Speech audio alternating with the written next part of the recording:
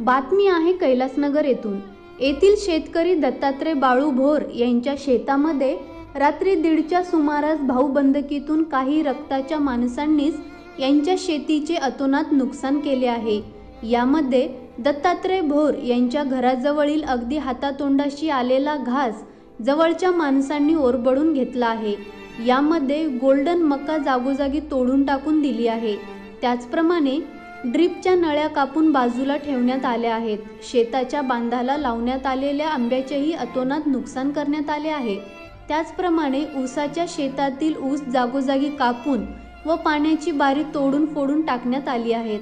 दत्तात्रय भोर यांच्या तक्रारीनंतर या सर्व निंदनीय प्रकरणाची पाहणी ओतूर पोलीस स्टेशनचे पोलीस हवालदार मुकुंद मोरे व पोलीस अंमलदार सकाराम झांबड यांनी केली असून व त्यांची रीतसर तक्रार नोंदून घेऊन लवकरच आरोपीस पकडून योग्य ती शिक्षा दिली जाईल असे यावेळी पोलिसांनी दत्तात्रय भोर यांना आश्वासन दिले।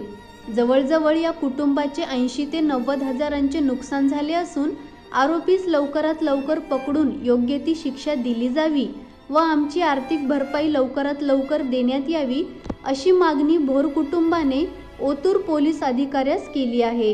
ह्या सर्व प्रकाराची माहिती सांगताना दत्तात्रय भोर यांना आपले अश्रू अनावर झाले होते।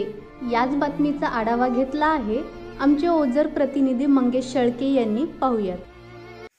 दादा आपलं नाव काय? दत्तात्रय बाळू भोर। अच्छा, तर आपलं काय काय नुकसान झाले काय सांगाल तुम्ही? इथं मकाचं नुकसान झालेले आहे, ऊसाचं ड्रिप तोडले, आंबे तोडलेत, बारी तोडल्यात, भरपूर काही नुकसान झालेले आहे।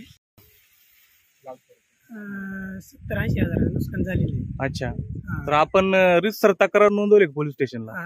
आपले साहेब येऊन गेलेले आहेत ओतूर पोलीस स्टेशनला।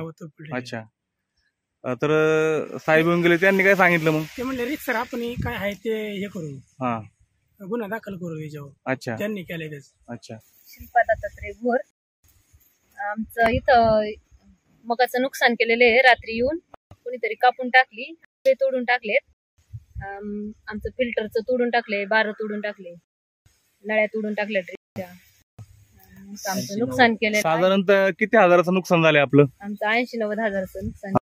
तर आपण याची रीतसर तक्रार केली का पोलीस स्टेशनला? कोणत्या पोलीस स्टेशनला?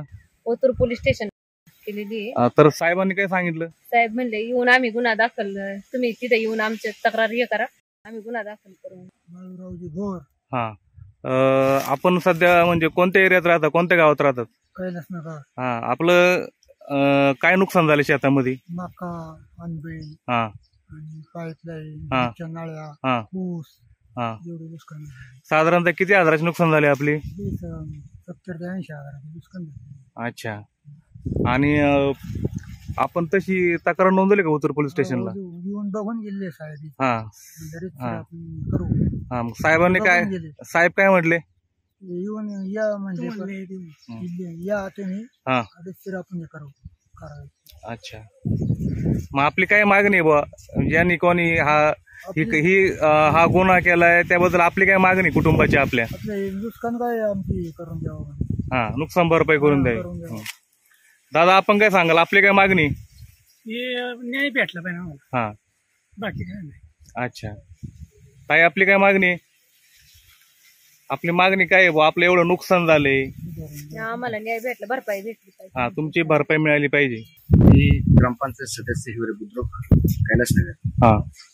काल रात्री आमचे मित्र दत्ताभाऊ भोर यांच्या राहत्या घरी शेताला मकीचं नुकसान केलं, आंब्याची नुकसान केली आणि ऊसाची नुकसान केली, ड्रिपची नुकसान केली, पाईपलाईन फोडल्या, असं त्यांनी मला सकाळी फोन केला 7:30 वाजता का चेतन भाऊ असं झाले म्हणून। तर मी लगेच कांबळे साहेबांना फोन केला आणि त्यांना तक्रारीला ते गेले असताना कांबळे साहेबांनी मोरे साहेबांना पाठवलं आणि त्यांनी आता दखल घेतलेली आहे। मोरे साहेब म्हणले योग्य ती कारवाई ज्याने कोणी केली असेल त्याची योग्य ती कारवाई केली जाईल आणि अशा वारंवार घटना आपल्या गावात घडतायत याचं फार दुर्दैवी दुःख वाटतंय आणि अशा पद्धतीने घटना घडू नये। आता मकीचं पीक पाहताय तुम्ही, तोंडाला आली ते घास आज कोणतरी हिरावून घेतंय, हे अत्यंत कुणीही जरी ऐकलं, कुणी जरी पाहिलं तरी ते निंदनीय गोष्ट आहे। याची साहेब आता कांबळे साहेब नोंद घेतीलच मोरे साहेब येऊन गेलेत. मोरे साहेबांच्या पद्धतीने मोरे साहेब म्हणलेत की आपण कायदेशीर कारवाई करून तुम्हाला न्याय दिल्याशिवाय राहणार नाही. कांबळे साहेबांनी तो शब्द दिलाय आणि आम्ही गावकरी राजू शेठ असतील आम्ही सगळेजण यांच्या बरोबर आहे. आणि जे नुकसान झालेलं आहे त्याची नुकसान भरपाई ही त्यांना ज्यांनी कोणी केलं असेल त्यांचे कोण मिळवून देऊ.